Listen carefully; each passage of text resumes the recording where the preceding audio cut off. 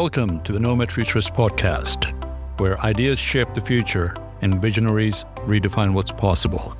Join us as we dive deep into the evolution of technology, society, and human potential, spotlighting the voices driving change and reimagining our world.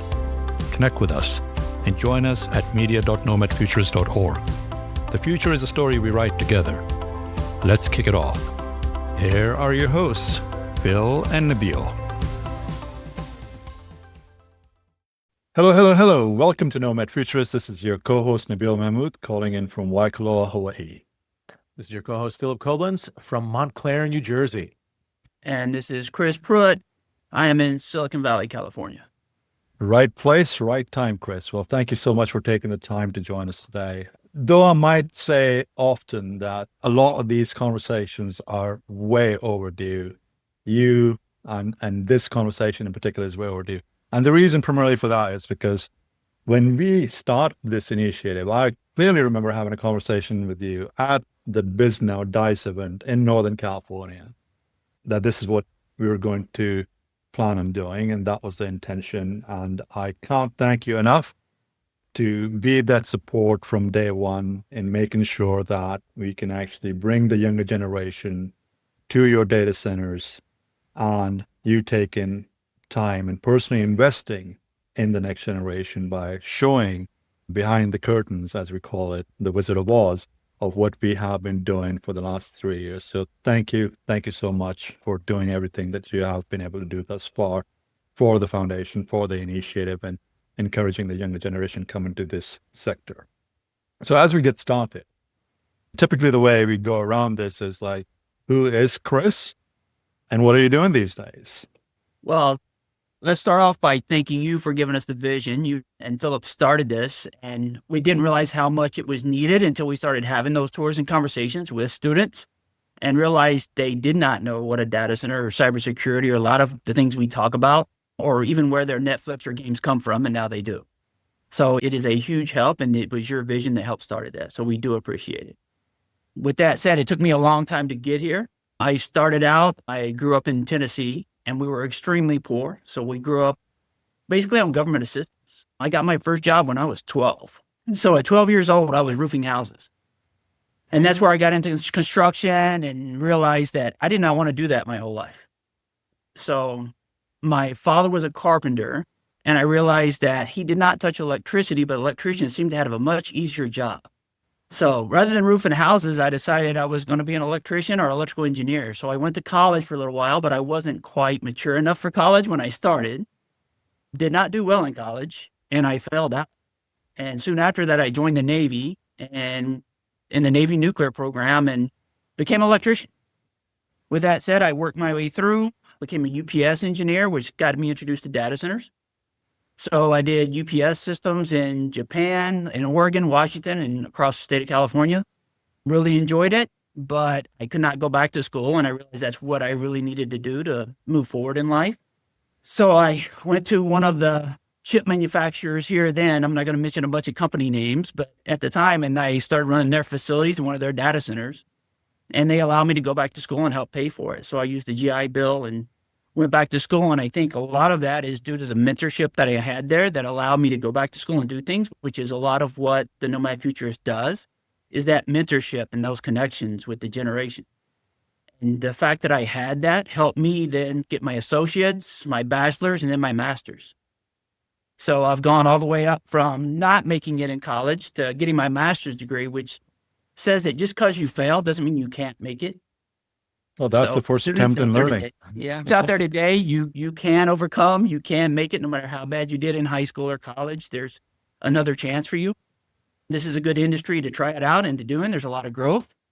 Can you imagine what the reaction of that young Chris Pruitt failing out of college would be if he knew that a couple decades later he'd have a master's degree?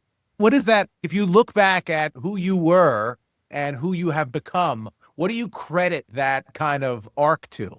I think a lot of it is the mentorship that I had. I was extremely arrogant as a young Chris Pruitt, and I'm not saying I'm not now, but I am much more humble in knowing that I can learn from anyone.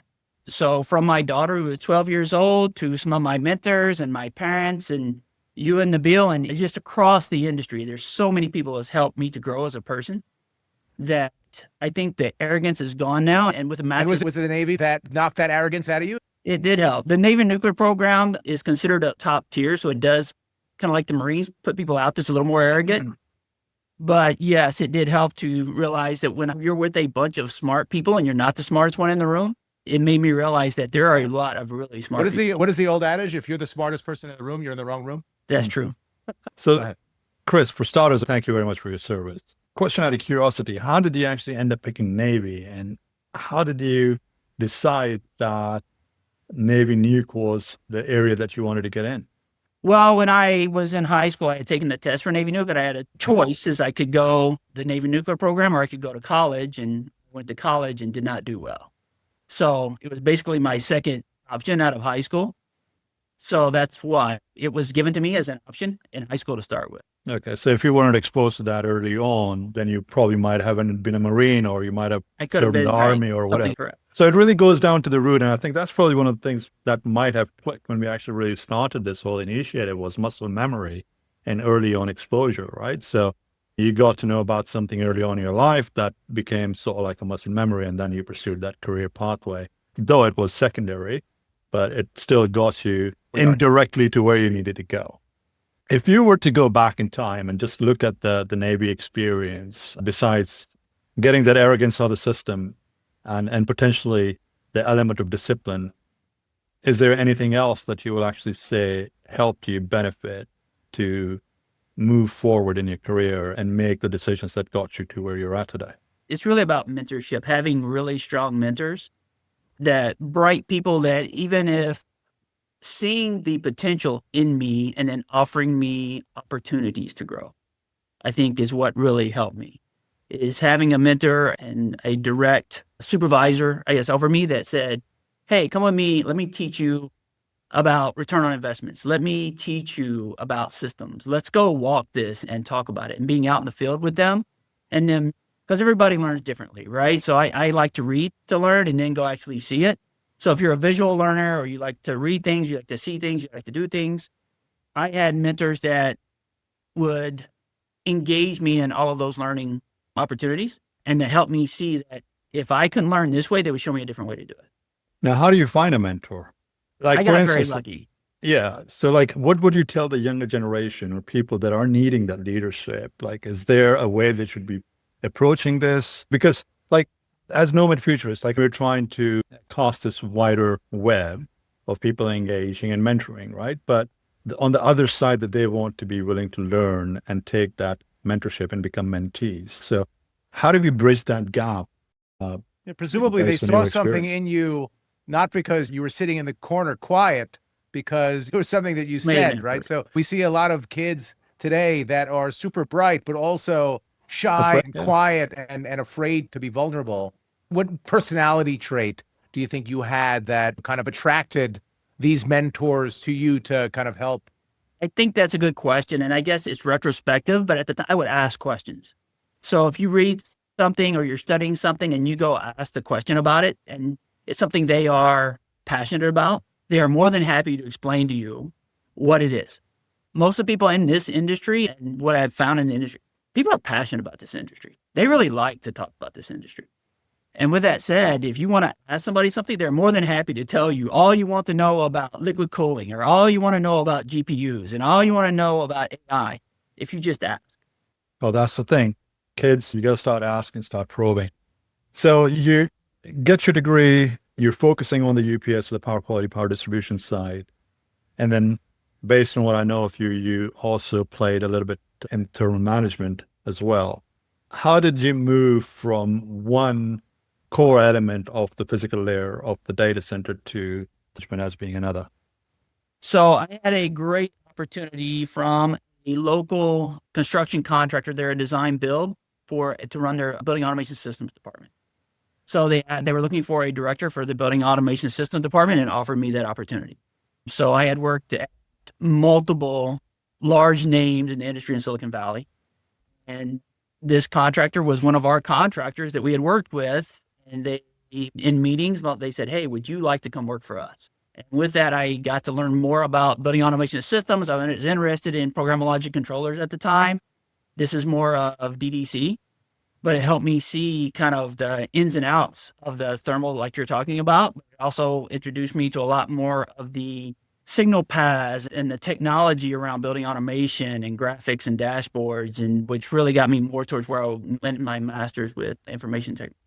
Yeah, I think you look at today, people throw around the word AI to mean all sorts of things, right? But when you were there, and I think what's unique about your perspective is you have a 12-year-old roofer, so clearly someone that is comfortable working within the trades, good with their hands. Then you have an interest in no longer working in the elements. It's a lot easier when there's a roof over your head. So let's work inside on the electrician, UPS, that sort of thing. Then you move into thermal management by way of these controller systems that inevitably are taking inputs and outputs and generating all this data and making determinations on how a system should be responsive to data, which is essentially what AI is.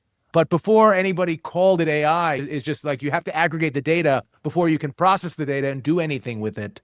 So did you see that as a logical extension of the kind of building management systems to how kind of automation is now playing a role in the monitoring and maintenance of data centers? So this isn't a new technology. It's kind of funny. It's a new buzzword and everybody hears about it, right? But they used to say the black box. We're going to hook up a black box to your system and make it run more efficient. And all the black box did, it was machine learning. It would take all the data together, it would compute, it would run different scenarios, and then spit out an output. And it was magic. But it's all it is taking a bunch of data analysis and then giving you an output. So it's machine learning. Yeah. And then that evolved into AI. So this is not new technology. It's just new to the majority of people in the world. Well, I think it's probably just gotten exposed and started to leverage like OpenAI and other initiatives like that would actually really put it on the forefront of the roadmap that it can do this, this, and that. And we've gotten out of our little tiny world to a much bigger user base that you can automate, you can get general information and research a lot faster than we could do even 2 years ago. I think you brought that up, and now that has also brought up all of what is needed to support. And I think you've had something recently, Nabeel, where you've brought that forefront is there's going to be a lot of electricians and thermodynamics and controllers and things needed to just support this. And it's what they're going to use for AI for and what we can do with it is huge. And I don't know if anybody's really looking at what we're going to be, the end result could be for us. Exactly. This is just the beginning of time, right? We have sort of like gotten to the root of the secret that the biggest driver is the data sets, the ones and zeros. And that data set helps us understand patterns, and then we can do predictive analysis and or take corrective measure based on what we have done in the past. And the ability to make the decision is actually in much shorter time frame than it ever had been before. So simple examples like from building management systems to us sitting down with a bunch of spreadsheets and trying to figure out what the CFD is going to translate into, to now actually doing that on a real-time basis and moving loads for 1.5 kilowatts to now talking 1.5 megawatt in a rack.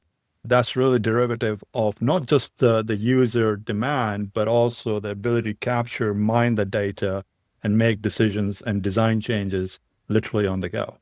So having said that, we have grown so much in the last 3 to 5 years as a sector. I think actually, what is the line from OCP? The last year was the most impactful decade in the evolution of computing. Yeah. So it just seems like things are moving forward at a more and more accelerated pace. And every year we're surprised at the pace with which things are evolving and things are scaling. So having said that, where do you see the biggest gap is as a user and a developer of this technology stack with your current organization? Where do you guys see the biggest challenge to be that needs to be addressed?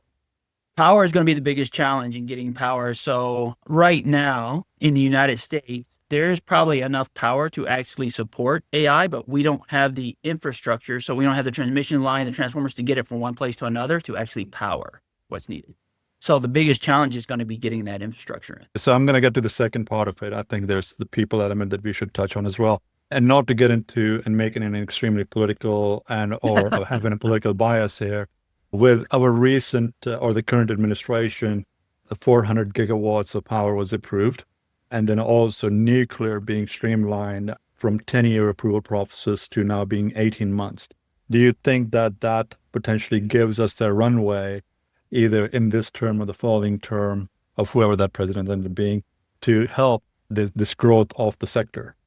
I think it will help, but now you're looking at more on-site generation. So a lot of the nuclear you're looking at, people are looking at smaller reactors, like more locally. But again, this is just my opinion. I'm not a power expert, but any power, and the faster to market we can get it, then the easier it will be. But even if you develop a large nuclear reactor for a state, you still have to have the transmission lines to deliver it. So the electrical engineers and the civil engineers and all of these people, we're in short supply in the United States of engineering, right? It seems like that's where I don't understand why more kids aren't going into engineering, but we need to start looking. That's why the Nomad, it's so important that we do get high school students in and we do get young college students in and say, hey, this is an option. Please take a look.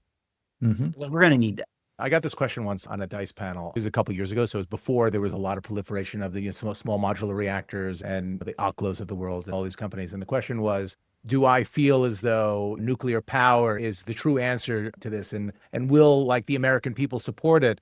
And my answer at the time was, like, as long as the most popular nuclear technician in America is Homer Simpson, it's not likely that there's going to be a lot of embracing of the nuclear power plants in everyone's backyards. But it speaks to this concept that it was something that grew in an earlier era, and then a lot of bad press, a lot of bad kind of issues with the number of power plants that have recently actually been restarted as a consequence of our explosive growth. But there's no doubt that nuclear is the only way you can fill the type of power gaps that we have in our space. I think the reason why students aren't going into it is because no one's making them aware that this is an area that they should focus on. The education system hasn't really kept pace with preparing students for, Phillip, you're making them aware. Yeah, right.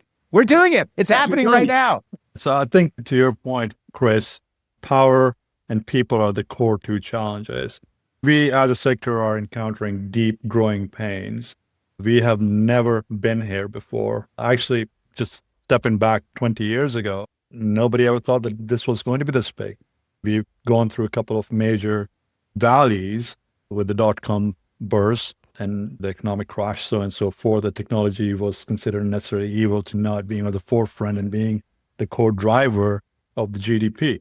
I have a question that is in an area that I'm passionate about, which is people look at our industry as one thing. They look at data centers as one thing. And you have these kind of multi-tenant interconnect facilities. You have these edge sites, a lot of these legacy sites that are 1 megawatt, 2 megawatts, 3 megawatts in major cities, all the way up to hyperscale sites and these 400 megawatt campuses. And the role that you have within CoreSite doesn't necessarily focus on those kind of mega hyperscale sites. You're not really chasing those gigawatt type campuses. Right. And you're focused on this kind of enterprise space. How much do you think that there's a missed opportunity for people to understand the nuance between the different types of data centers and the fact that it's not all these 1 gigawatt campuses? That's not where the vast majority of actionable compute takes place. So we had that discussion actually at a conference with the Silicon Valley Business Journal. And that was the exact conversation we had is you have networks where your phones and your network infrastructure is being done. And a lot of those are still the 4 kW to 10 kW racks. And those are in major, like downtown New York. They're downtown Los Angeles. They're in downtown San Jose here. So it's downtown San Francisco. They have these sites and that's where majority of your AT&Ts and Verizons and all of your phone carriers are in it. And then you have what you're talking about where they're building the AI models, and those are gigawatt campuses, but it's a training model. A lot of that is not going to be where we're at here. But I think you're right, and I don't think people understand there's probably a data center in their town, and they don't even realize it. Well, there's probably a data center in the neighborhood, and they don't realize that. And I think that's where the kind of rubber meets the road. I think we have an opportunity here where data centers on the front page of the paper, and a lot of these communities don't necessarily recognize, unless they're in our kind of little bubble of an industry, they don't realize that they have a stake in this outcome, that there is, other than the news cycles that suggest that all of their electricity prices are now spiking as a result of data centers and all that there is ultimately a benefit that they can have a stake in the outcome of digital infrastructure growth. To help drive your electricity costs down because they're buying in volume, and then they're going to help out. But yes, and I've had this similar discussion with local city officials here, is if you lived in this neighborhood, what would you want? And I said, I would want a data center because that's where my phones, my Netflix, video games, cybersecurity. If you don't want the little circle on your screen as you're trying to bring something up, you need a data center close to you. Well, so I've got a story. I was actually just in Scottsdale last night, as a matter of fact, and my neighborhood lost power. Now, where my place is, we had power because I'm literally a stone throws away from a data center. But everybody else around, a mile and a half square miles, they did not have any power whatsoever. So it's good to have a data center in the neighborhood. Right. It's good to be on a critical grid. Exactly. If you had your personal opinion as to whether is the growth in the digital infrastructure industry only at that high level, that's where all of the news cycles are. The news cycles are in these kind of 1 gigawatt campuses all over the place, whether they're the hyperscalers, the Metas and Googles and Azures that everyone's talking about, or these companies that are building these multi-100 megawatt campuses. Is that where the future is? There's no space for the smaller ones, or do you think there's a combination of them, or do you think it's oversaturated on the top? What do you think? There's a combination. So you have to build the AI model, right? And we saw this with cloud. When first cloud came out, it's like, how do you develop the cloud? And the cloud's going to be in a big data center. Everything's going to be the cloud. And then people realized you still need some local computers that you can work on and move stuff around and a little more flexibility. So they started taking stuff out of the cloud. And then they got in hybrid cloud, where I'm partially in the cloud and I'm partially out of the cloud. That's what we're going to see with it. And my belief is that you're going to see liquid cooled, large AI type compute environments, and then you're also going to have some network environments right next to it. And those network environments, it's not expensive, so you don't need to build all this infrastructure for it. So for a network environment, I don't need all the AI stuff. So they're going to have both. You have to have both. So this is my prediction, and please correct or share your opinion.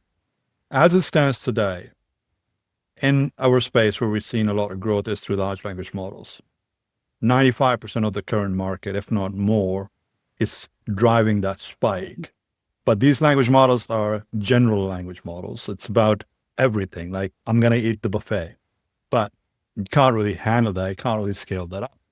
I believe within the next 5 years, these large language models are going to get into narrow language models with a niche in certain elements, verticals, drivers, whatever the case might be. And the AGI overtakes it and becomes that conduit of connecting these large language models into more of a uniform language model, which is going to result into a major shift, in my opinion, that 5 years from today, we're going to see 90% plus of our growth in inferencing versus language models. And 5% or so of that would be basically around language models. What are your thoughts on that? I think we'll have to look at it because the way I see it is a lot of these models that are just training models. I don't think a lot of that is a product that they're actually going to use. And I think it's where you're going with the inferencing is that they're going to go to here's my end product, right? And what you're saying is it's going to be a more streamlined, here's a more direct approach. Mm-hmm. And I see us going that way. I guess my issue is I don't know how big that's going to be. I have no idea how big this product's going to be because we are building huge amounts in the US right now. How much of that's going to be used in the future is questionable, right? But it has to be used right now for the compute power to build the model. Once it's done, are we still going to need it? We might, depending on how big this product gets. I think that's the main question, right? I think Nabeel's point is entirely right? You're going to build a bunch of these large language models, and then inferencing is going to take up a lot of the kind of added compute capacity, primarily at the edge, close to where the data is generated, close to where the Aura rings and the phones and the people are population centers, et cetera. But does that mean there's going to be a ton of abandoned data center capacity where there's gigawatt campuses where you no longer need to train those models? I recall, because I think all of us have been in this industry as long as this has been an industry to be in, I recall like the front page of the New York Times in, I want to say like January or February of 2000, just after the kind of dot-com bubble burst, where there were stories about the internet and questioning whether it was just a fad or not. And my feeling is that we're beyond the point where we recognize as a society that we need technology and technology needs data centers. So is the ultimate life of those gigawatt campuses going to be large language models, or will it be backfilled by whatever the next version of AI or training models are, whether that's quantum computing or some next generation of AI like Web 2.0 and 3.0? Is there going to be an AI 3.0 and 4.0 where you're just training on the next thing? I think ultimately we're not building a lot of capacity that will not be used as a canvas on which technology will be serviced. I believe like the large language models are going to continue growing. We don't have the answers. We're always going to be collecting data. I believe we're going to move from HPCs or the combination of GPUs and TPUs into more. I believe we're going to move into quantum learning models within the 5 to 10 years, meaning that we could probably be doing a lot more in a smaller footprint and potentially still yielding the same amount of results. And these existing environments end up becoming the edge nodes for inferencing. Yes. And I think is where the edge keeps changing. Everybody says the edge, but what really is the edge? Is the edge under the cell tower, or is the edge in a major metropolitan area, or is the edge in somewhere? I think in these large data centers, because a lot of these are built out in larger areas with more cost-effective power, and I think that's going to come to where we may have that, where it might actually becomes the edge. So where do you see the future? I've got to look this up, but this is a statement from Jensen that the next generation of U.S. millionaires will be electricians and plumbers. I think the person who owns the electrical company might be the millionaire, but I don't know about the actual electrician out in the field. I heard a quote by Doris Ye lately, and I think you've had her on the podcast before. She made a quote that actually struck me, and my daughter actually wrote it down. And it was, don't be worried about taking your job. AI is not to be afraid of.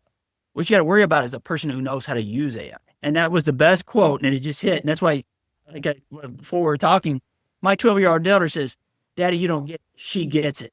I think what you have been able to do is have this kind of wide breadth, and where it's not just electrician, it's also air handling. It's all of the different facets that operate in our digital world. How much, and we touched on the next generation of millionaires are going to be electricians, but how much of a superpower do you think it is to have that? It doesn't have to be a 30,000 foot view, but maybe like a 5,000 or 10,000 foot view of not just understanding the fiefdom of the electrical world, but understanding how it interacts with the cooling, the compute, the network, all of the rights of way, and how the entire kind of ecosystem works around it. So if you want to be an electrician and work in a data center, then you'll know the electrical. If you want to, with Drew has more systems thinking and really look at the data center as a system, almost like a human body, right? That's the next people who are going to be the directors and the managers, people who are going to run the data center, not just locally, but could be worldwide. So if you want that position, then you need to have systems thinking, which is where you're. So I had the opportunity of talking to your nephew. I believe he was still in Hawaii, thinking he's moved back to mainland and hopefully somewhere around the data center world. Could you share an update of what is he up to? He got out, he took some IT classes. He is currently using those and is in the Coast Guard. So he moved from the Navy to the Coast Guard. Any interest of him actually joining the data center space? I don't know. Maybe my passion kind of turns people off in the family because that's all I talk about. Well, maybe you should introduce him to Doris. It sounds like she's the inspirational. I introduced him to Nabeel, hoping it would get something, right? Yeah. Maybe Doris would be a better person. Yeah, exactly. So, Chris, you've had an amazing career, a bit of an unconventional path to get to where you're at in your life and your career today. What would you tell the younger self, the younger Chris, if you were to get to do it all over again? What would that advice? I would say look for a mentor. If find something you like to do that you're passionate about, and then look for a mentor in the area. So if you like electrical or you like computers, or even if you like gaming, right? It's whatever you like. Do something you like and find a mentor in the area. And they'll help guide you. They'll be more than happy to talk to you about it. Brilliant. Well, this has been great. And again, seriously, thank you very much for everything that you have done so far for the foundation and your engagement. As a matter of fact, I hear that you're going to be hosting a few more students in the upcoming weeks here as well. So thank you for opening your doors and spending time with the young minds and sharing what we do and why we do it.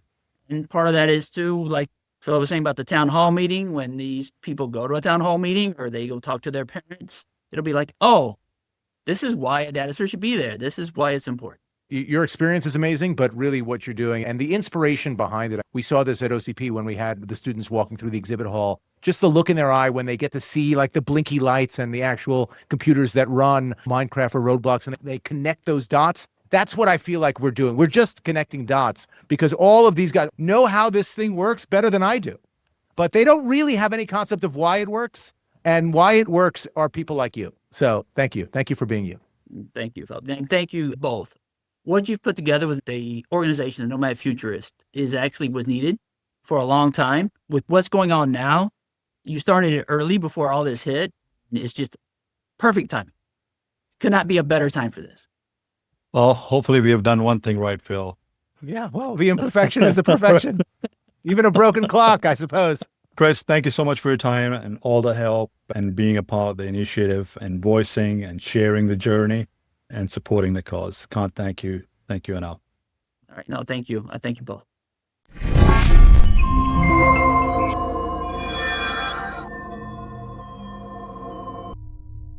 Thank you for joining us on the Nomad Futurist Podcast. Remember, technology, markets, and challenges will continue to evolve, but those who adapt and prepare are the ones who will thrive. Embrace the change, stay curious, and let's build a future worth moving towards. The journey has just begun, and we're glad you're here with us. Visit us anytime at media.nomadfuturist.org to stay connected and be a part of the movement. Until next time, keep exploring.